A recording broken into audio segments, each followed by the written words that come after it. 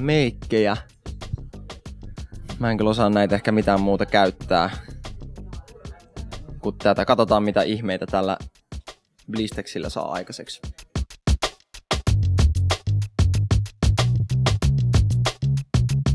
Kivasti korostaa poskia täällä. Nyt pitää saada vähän jotain Johnny Depp-vaaraa tänne silmiin.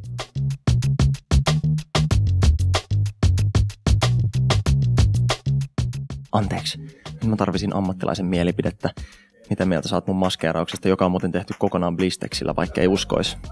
Tästä ei kyllä todellakaan uskoisi, että se on tehty kokonaan Blistexillä. Siinä on tosi paljon tämmöisiä hienoja nyansseja mun mielestä. Siinä on niin kuin loppukesän jotenkin pehmeyttä ja raikkautta.